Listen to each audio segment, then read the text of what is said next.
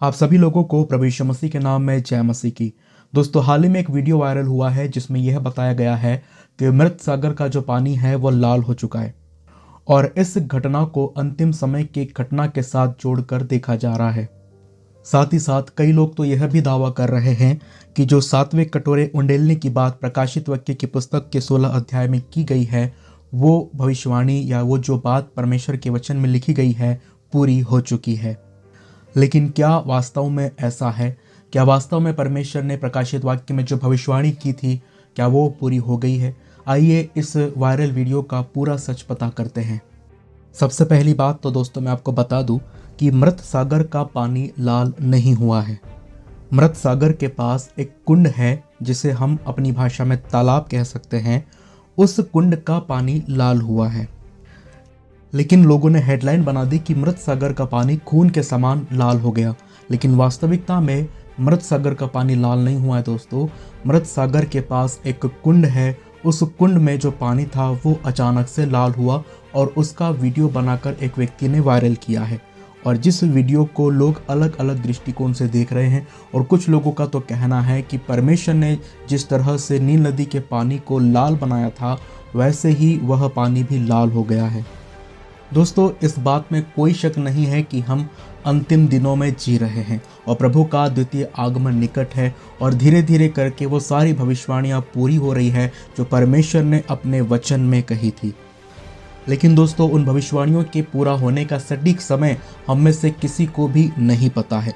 लोग सिर्फ अंदाजा ही लगाते हैं कि अब ये भविष्यवाणी पूरी हो रही है या अब ये भविष्यवाणी पूरी होने वाली है, लेकिन कोई भी पुख्ता रूप से ये नहीं बता सकता कि कौन सी भविष्यवाणी कब और किस समय पूरी होगी।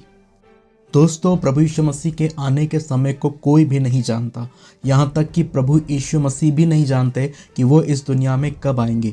मत्ती के सुसमाचार और उसके 24 अध्याय के 36 वचन में प्रभु यीशु मसीह ने इस बात को स्पष्ट कर दिया था अपने चेलों के साथ। प्रभु यीशु मसीह वहाँ पर उनसे यह कहते हैं कि उस दिन और उस घड़ी के विषय में कोई नहीं जानता, न स्वर्ग के दूत और न पुत्र, परंतु केवल पिता। हाँ दोस्तों, परमेश्वर पिता को छोड़ ना तो पुत्र प्रभु यीशु मसीह जानते हैं और ना ही स्वर्ग के दूत जानते हैं कि प्रभु यीशु मसीह इस पृथ्वी पर न्याय के साथ कब आएंगे।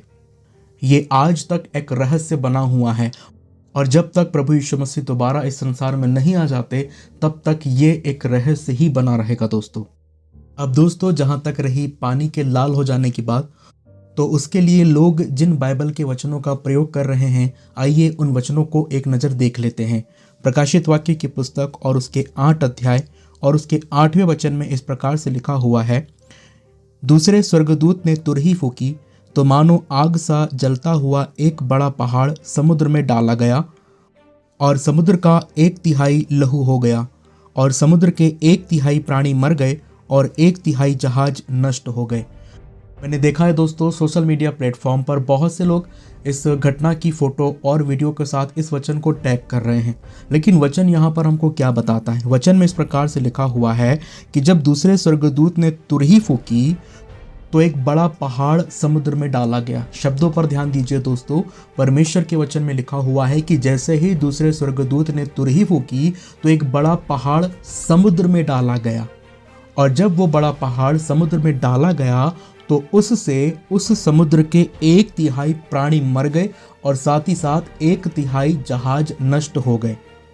और जैसा कि मैंने आपको शुरुआत में बताया दोस्तों कि ये जो फोटो वायरल हो रही है, ये जो वीडियो वायरल हो रही है, ये मृत सागर की नहीं लेकिन मृत सागर के पास की एक कुंड की है। और परमेश्वर के वचन में हम लोग क्या पढ़ रहे हैं कि जब दूसरी तुरही फूकी जाएगी तो एक बड़ा पहाड़ समुद्र में डाला जाएगा, ना कि किसी कुंड में। ठीक है दोस्तों, परमेश्वर के वचनों को हमें ध्यानपूर्वक पढ़ना है और समझना है कि परमेश्वर का वचन क्या कह रहा है।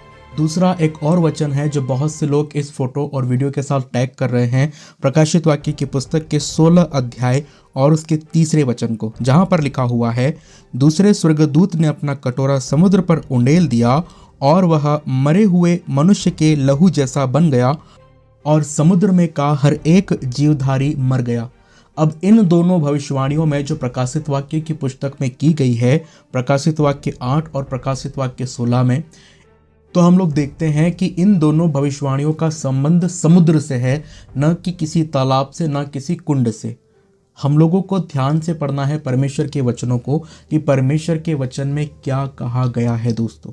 और किसी प्रकार का अंदाजा हमें नहीं लगाना है, किसी प्रकार का तुक्का हमें नहीं मारना है।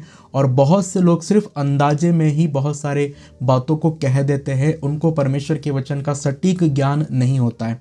और बहुत से लोगों ने इस विषय के ऊपर वीडियो बनाई और उसे अपलोड किया और लोगों के मन में एक प्रकार का भ्रम पैदा किया है इस घटना को लेकर, जो कि सही नहीं है दोस्तों। पिछले साल ऐसा ही अलेक्जेंडर नदी में भी हमको देखने को मिला था कि उस नदी का पानी लाल हो गया था। रिसर्च करने के बाद पता चला कि वहीं पास के एक बूचड़खाने से निकलने वाला जो खून है वो इस नदी में मिला करता था, जिसके कारण इस नदी का पानी लाल हो जाया करता था।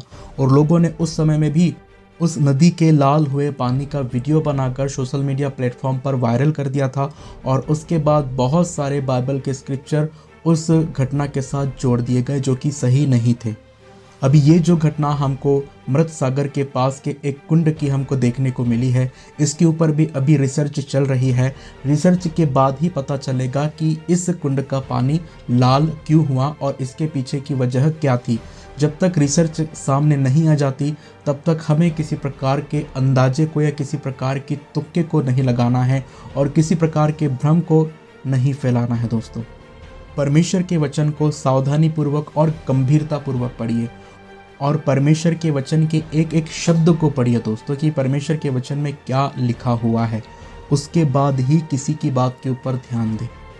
आशा करता हूँ ये वीडियो आप लोगों को अच्छा लगा होगा। इस वीडियो में दी गई जानकारी अगर आपको पसंद आई है तो इस वीडियो को ज़रूर लाइक कीजिए और हमें कमेंट में बताइए कि आपको यह वीडियो कैसा लगा। अगली वीडियो में आपसे फिर मुलाकात होगी, तब तक के लिए आप सबको जय मसीह की।